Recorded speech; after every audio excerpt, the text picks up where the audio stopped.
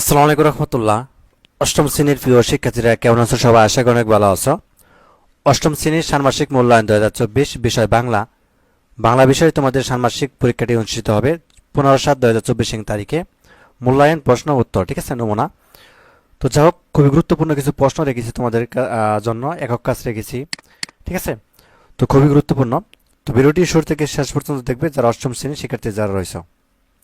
তো এখানে দেখো, একক কাজ একটা প্রশ্ন রেখেছি যে তোমরা যে গল্পটি পড়েছিলাম বইয়ের মধ্যে অপারেশন কদমতলী, সেখান থেকে একটা প্রশ্ন রেখেছি, খুবই গুরুত্বপূর্ণ এটি। যে রাক্ষসীর গিলে খাওয়া এই মানুষগুলো একদিন ফিরে আসবে, কথাটা কতটুকু প্রাসঙ্গিক, ঠিক আছে। তো এই বিষয়ে আমাদেরকে প্রশ্ন করা হয়েছে। তো উত্তরটি কীরকম, তোমরা বিষয়টি আগে পড়েছ। তো উত্তরটি এভাবে দিতে পারো যে কথাটি বলেছে অপারেশন কদমতলী গল্পে দাদির চরিত্রটি, তাই না? দাদির চরিত্রটি কি বলেছিল?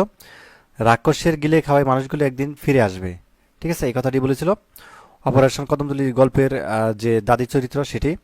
এবং হানাদার পাক বাহিনীর দ্বারা কদমতলী এলাকার অসংখ্য মানুষের শহীদ হওয়ার প্রেক্ষিতে এই কথাটি বলেছিলেন দাদি। অর্থাৎ এখানে রাক্ষসের গিলে খাওয়া মানুষগুলো দেশের জন্য জীবন উৎসর্গ করেছেন, শুধুমাত্র দেশকে শত্রুমুক্ত করার জন্য। এসব শহীদ হওয়া মানুষের সুখকে শক্তিতে পরিণত করে দেশের অর্থাৎ আপামার জনতা দেশকে শত্রুমুক্ত করার জন্য ঝাঁপিয়ে পড়বে। সুতরাং বলা যায় অপারেশন কদমতলী গল্পে দাদির চরিত্রে এই কথাটির প্রাসঙ্গিকতা রয়েছে, ঠিক আছে। তো যা হোক, এটি হচ্ছে তোমাদের যে অপারেশন যে কদমতলী, এই যে এই গল্পটা রাবেয়া খাতুনের লেখা, এই গল্পটি অবশ্যই আরেকবার পড়বা। এখান থেকেও কিন্তু বিভিন্ন ধরনের প্রশ্ন করা হতে পারে, ঠিক আছে। তো খুবই গুরুত্বপূর্ণ, আরেকবার একটু রিভিশন দিবা বা হচ্ছে একটু ভালোভাবে পড়বা, ঠিক আছে। যে কোনো ধরনের প্রশ্ন কিন্তু এখান থেকে ওই গল্প অনুযায়ী কিন্তু করতে পারে, কাজে তোমাকে হচ্ছে একটু ভালোভাবে গল্পগুলো পড়তে হবে। তো যাই হোক, তারপর হচ্ছে আমরা দেখবো আরেকটি প্রশ্ন তোমাদের জন্য রেখেছি, সেটি হচ্ছে যে প্রশ্ন পাবে কি করে বাইরা জব্বার চালা, কথাটা কতটুকু প্রাসঙ্গিক, ঠিক আছে। দেখে এই কথাটাও কিন্তু দেখা যাচ্ছে তোমাদের এই অপারেশন কদমতলী থেকে আসলে প্রশ্নটি করা হয়েছে।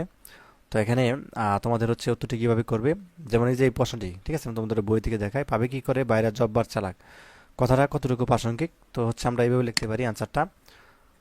উদ্দীপকের কথাটি দ্বারা যুদ্ধের কৌশল সফল বাস্তবায়নকে ইঙ্গিত করা হয়েছে। তো মুক্তিযোদ্ধারা শত্রু বাহিনীর উপর অতর্কিতভাবে হামলা করে কেউ চাষি, কেউ মাঝি, কেউ জেলেদের মতো সাধারণ মানুষের সাথে মিশে গিয়েছে।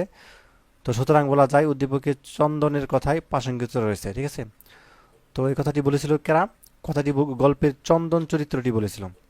অর্থাৎ পাবে কি করে বাইরা জব্বার চালাক, এই কথাটি বলেছিল কেরা? গল্পের চন্দন যে চরিত্র, এই কথাটা কিন্তু সে বলেছিল, ঠিক আছে।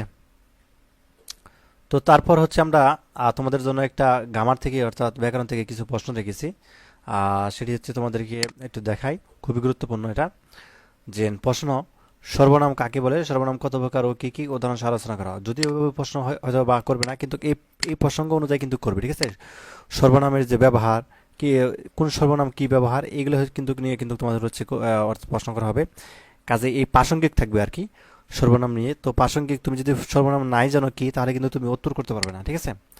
তো যাই হোক, আমরা হচ্ছে এই নমুনাটা উত্তরটা দেখি যে সর্বনাম।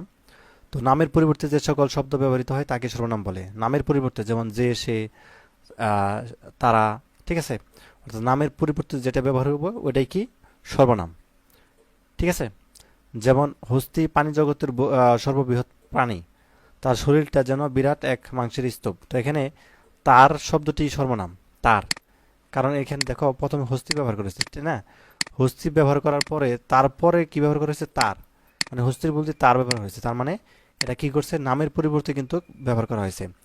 তো যা হোক, তো তোমরা হচ্ছে এইভাবে দিবা উত্তরটি। এখানে তার শব্দটি সর্বনাম। তো সর্বনাম এবার হচ্ছে আমরা দেখবো সর্বনাম কত প্রকার। তো সর্বনাম হচ্ছে 3 প্রকার, ঠিক আছে। একটা হচ্ছে সাধারণ সর্বনাম, মানী সর্বনাম, আর হচ্ছে কি ঘনিষ্ঠ সর্বনাম। এই যে 3টা প্রকার, এই 3টা প্রকার কোনটার কি কাজ, ঠিক আছে, কোনটা কোন সর্বনাম, খুবই গুরুত্ব সহকারে শিখতে হবে। কারণ আছে, কারণ তোমাকে কিন্তু যখন প্রশ্ন করা হবে যে তুমি সর্বনামে যে মানী সর্বনাম বা ঘনিষ্ঠ সর্বনাম, এগুলো কোনটার কি ব্যবহার বা হচ্ছে এগুলো ব্যবহার করে তুমি অনুচ্ছেদ লেখো বা এরকম প্রশ্ন কিন্তু করা হবে, ঠিক আছে। তো তোমাকে কিন্তু এইগুলো জানা থাকা লাগবে। যেমন সাধারণ সর্বনামটা কোনটা? যে সর্বনামগুলো আপন পরিবেশে অর্থাৎ ভাই বোন বা বাবা মা বন্ধু ঘনিষ্ঠজনের সঙ্গে কথা বলতে ব্যবহৃত হয়, সেটাই হচ্ছে কি সাধারণ সর্বনাম। যেমন তুমি, তোমরা, সে, তারা, অর্থাৎ আপন যারা, ঠিক আছে? সাধারণ সর্বনাম হচ্ছে আপন যারা বা কাছের যারা, ঘনিষ্ঠ বোঝাতে হচ্ছে সাধারণ সর্বনামটা ব্যবহার হয়, এটা মনে রাখবে। এবং যদি মানি সর্বনাম, মানি সর্বনামটা কোনটা? যে সর্বনাম বয়সে বড় কিংবা অপরিচিত কারোর সাথে কথা বলতে ব্যবহৃত হয় সেটাই হচ্ছে কি মানি সর্বনাম। আপনি, আপনারা, তিনি, তারা। অর্থাৎ মানি সর্বনাম তুমি হচ্ছে বলতে পারো যে বয়সে যারা বড় বা কারো অপরিচিত, মানে চিনো না তুমি, ঠিক আছে, এরকম অপরিচিত যারা, আমি, আচ্ছা, আপনি বা আপনারা, অর্থাৎ তারা, তাদের, এই সকল যে ব্যবহার করা হয়, তিনি, তারা, ঠিক আছে, এগুলো ব্যবহার করা হলেই সেগুলাই হচ্ছে কি মানি সর্বনাম। আরেকটা হচ্ছে ঘনিষ্ঠ সর্বনাম। তো ঘনিষ্ঠ সর্বনাম হচ্ছে আহ, যেমন একেবারে কাছে, ঠিক আছে, যেমন বন্ধু, তার চেয়েও কাছে। তো এই সকল হচ্ছে ব্যক্তিবর্গের সাথে হচ্ছে এ ঘনিষ্ঠ সর্বনাম অর্থাৎ ব্যবহৃত হয়। অর্থাৎ কারোর সঙ্গে অতি ঘনিষ্ঠতা বোঝাতে, তুচ্ছ তাচ্ছিল্য করতে যে সর্বনাম ব্যবহৃত হয়, সেটা হচ্ছে কি ঘনিষ্ঠ সর্বনাম। যেমন তুই, তোরা, ও, ওরা, এটা কিন্তু বন্ধুদের ক্ষেত্রে কিন্তু ব্যবহার করা হয়, তুই, তোরা, ঠিক আছে, অর্থাৎ খুব বেশি যারা কাছের, এই বিষয়টা কিন্তু ব্যবহৃত হয়। তো যাক, আজকের ক্লাসটা এই পর্যন্ত। পরবর্তী পর্বে তোমাদের দ্বিতীয় অধ্যায়টি দেখাবো। তো ধন্যবাদ সবাইকে এই ভিডিও দেখার জন্য। আল্লাহ হাফেজ।